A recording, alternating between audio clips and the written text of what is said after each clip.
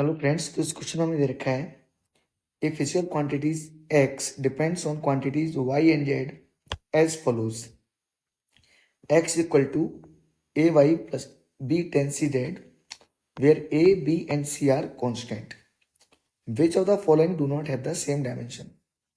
ये कहता है कि एक फिजिकल क्वांटिटी है x जो डिपेंड करती है y और z पर, और इसकी इक्वेशन दे रखी है हमें x equal to A y plus b ten c z, जहां पर a b और c क्या है, कॉन्स्टेंट है।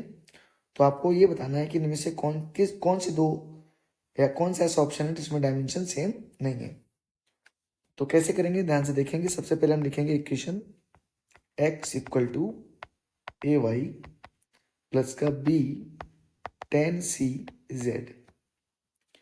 अब हम जानते हैं कि जो भी टेन का आर्गुमेंट होगा, या फिर हम जानते हैं कि साइन या कोई भी ट्रिग्नोमेट्रिक रेशियो हो, साइन थीटा कॉस थीटा, है ना, तो इनके जो भी आर्गुमेंट्स होते हैं इनमें कोई डायमेंशन नहीं होती।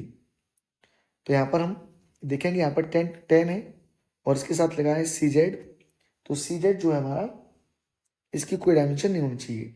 अभी एक कब पॉसिबल है कि जो भी सी की डायमेंशन हो उसका जस्ट रेसिप्रोकल किसकी डायमेंशन हो, जेड की। यानी अगर डायमेंशन ऑफ जो सी है वो इक्वल होनी चाहिए dimension of one by Z के।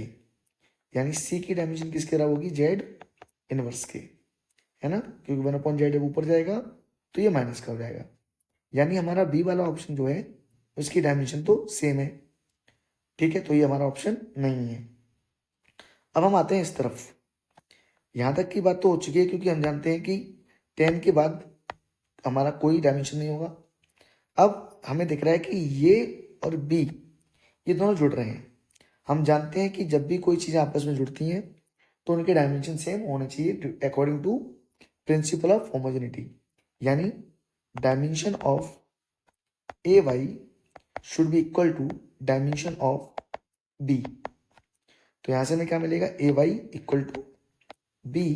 तो यहां से वाई इक्वल टू क्या मिलेगा, बी अपॉन ए। ठीक है, ऐसे ही एलएचएस में और आरएचएस के जो भी टर्म्स सारे होते हैं उनकी डायमेंशन भी सेम होनी चाहिए। तो जैसे यहाँ एक्स है तो जो डायमेंशन एक्स की होगी वही ए वाई की होगी और वही बी की होगी। तो यानी डायमेंशन ऑफ जो एक्स होगी वो किसके बराबर होगी, डायमेंशन ऑफ ए वाई की। तो यहां से मैं लिख सकता हूं y equal to X Y A. अब ध्यान से देखो, एक तो हमें ये रिलेशन मिला कि y हमारा एक्स वाई ए के बराबर है और y हमारा बी वाई ए के बराबर है। तो मैं इसको क्या लिख सकता हूं, y equal to X by A equal to B upon A. अब यहां से देखेंगे कि नीचे वाले डायमेंशन सेम है इनके और ये बराबर भी हैं। तो इसका मतलब जो डायमेंशन हमारा किसका होगा, x का, वही डायमेंशन किसका होगा, b का। यानी पहले वाले ऑप्शन के भी डायमेंशन सेम है, यानी ये भी हमारा आंसर नहीं है। तो अब हम देखेंगे हमारा तीसरा ऑप्शन, ठीक है। तो उसमें क्या दे रखा है, x and b upon A y. तो देखो अभी जो रिलेशन हमने बनाया उसमें क्या है हमारा, x equal to A Y equal to b. यहां से देखो एक्स ए वाई के बराबर है और ए वाई बी के बराबर है। तो X equal to A Y equal to B आ गया।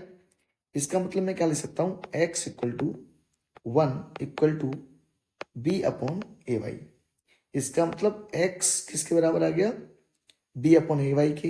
इसका मतलब जो डायमेंशन एक्स की होगी वही बी अपॉन ए वाई की भी होगी, क्योंकि इक्वेट कर रहे हैं। इसका मतलब सी के भी डायमेंशन हमारे मिल रहे हैं, यानी इसके भी डायमेंशन सेम है।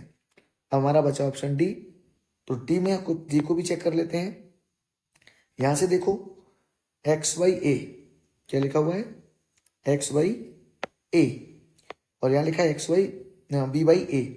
तो ध्यान से देखो नीचे के डायमेंशन सेम है तो एक्स और बी के डायमेंशन सेम होंगे, पर एक्स और ए के डायमेंशन सेम नहीं होंगे, क्योंकि अगर इनके डायमेंशन सेम हो जाएंगे तो ये इनको इक्वेट नहीं कर पाए। तो हमारा कौन सा ऑप्शन गलत है, डी, जिसके डायमेंशन सेम नहीं है। तो ये हमारा आंसर हो जाएगा, ठीक है। तो एक्स और ए के डायमेंशन सेम नहीं है, dimensions are not same. Okay, मिलते हैं नेक्स्ट वीडियो में। Thank you.